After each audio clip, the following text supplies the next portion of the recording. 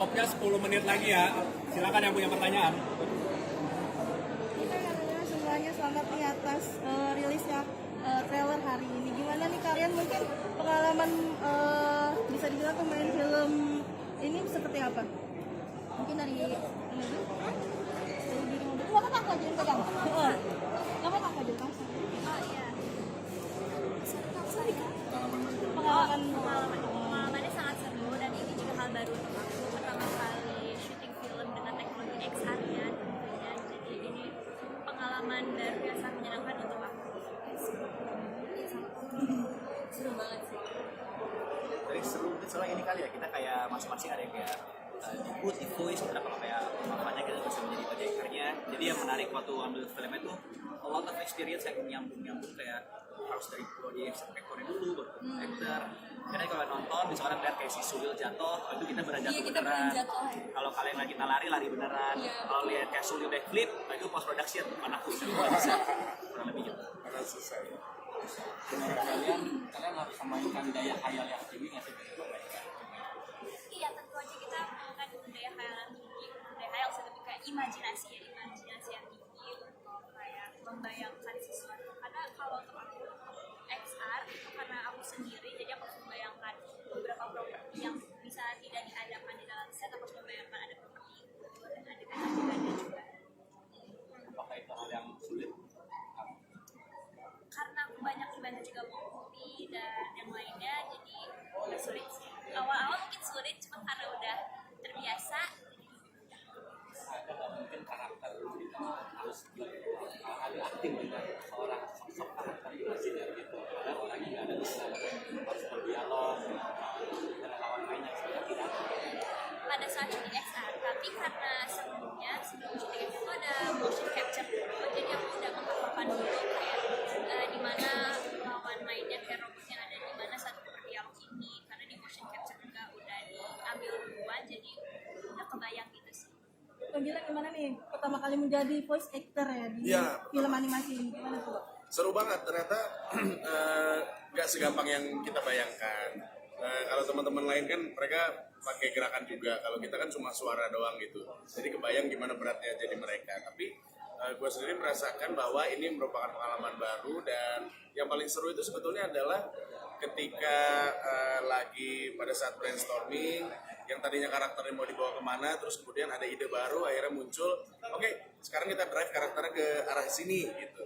Lalu kemudian development karakter itu disupport juga sama karakter-karakter yang lain gitu. Dan kebetulan kan gua sama Kriso sama Bimo tuh rekamannya barengan. Ada beberapa adegan yang rekamannya barengan. Jadi di situ benar-benar berasa chemistry-nya. Terus selama ini mungkin baru lihat di YouTube aja, ketika menjalaninya itu jadi sebuah pengalaman yang sangat berharga. Untuk menguasai suara dari karakter tersebut ini seperti apa sih Bang? Nah sama, tadi kan si Bimo sempat cerita, jadi kan kita kan setiap kali ada ide, biasanya kan dari sutradara dulu. Jadi Upi itu bilang, suaranya tuh gua mau begini, oke, kalau segini gimana? Kurang, kalau gini gimana? Sempat beberapa kali berubah, tapi akhirnya disetujui yang terakhir. Jadi ya itu karakter itu yang selalu dipakai, mulai dari suaranya, kemudian juga bagaimana cara dia ngomong, kadang kan nggak cuma suara kan. Jadi gimana caranya bikin karakter itu harus hidup tuh, itu yang PR beratnya di situ. Apalagi bekerja sama dengan Bang Bimo dan Bang Chris juga, gimana Iya, nih? mereka kan sangat udah terkenal juga ya dalam mereka karakter.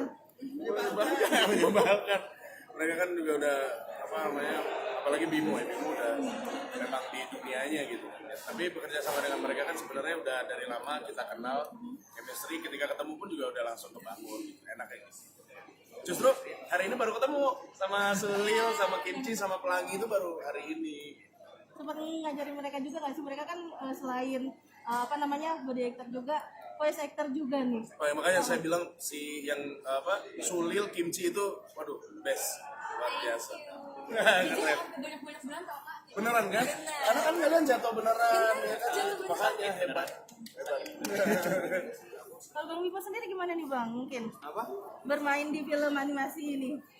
Iya, jadi pada dasarnya kan ini hal yang baru ya, maksudnya nggak baru-baru amat, cuman akhirnya dengan banyaknya film animasi, banyaknya film seperti ini gitu ya, jadi dunia voice voice acting ini di Indonesia juga makin ketahuan, dan industri voice di another side of industry voice tuh akhirnya kelihatan. Padahal voice over, dubbing, dan voice acting itu tiga hal yang berbeda sebenarnya. Cuman orang-orang mungkin taunya oh ini voice over, oh ini dubbing gitu. Nah, voice actor tuh jauh lebih sulit gitu ya. Walaupun sama-sama tugasnya tuh memberikan nyawa ke dalam tulisan, intinya gitu. Kalau kita cuma ngebaca tulisan aja, semua orang bisa. Cuman gimana caranya menghidupkan si tulisan itu kan, supaya bisa menghadirkan teater of mind ke orang-orang. Nah, apalagi di Pelangi di Mars itu karakternya itu bukan orang gitu, robot rusak lagi. Gimana tuh caranya kita ngisi suara buat robot rusak tapi tetap ada soulnya, ya itu sih.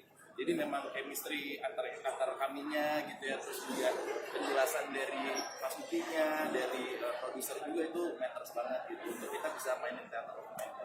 Apalagi ini bisa dibilang film animasi pertama di 2026. Gimana nih? Iya, mungkin ini sci-fi ya, lebih tepatnya sci-fi yang pertama di Indonesia gitu ya. Koreksi kalau saya salah. Jadi memang cukup menantang gitu, ada manusianya, ada orangnya, ada manusia, ada robot-robotnya gitu. Jadi ya saksikan aja nanti teman-teman gitu.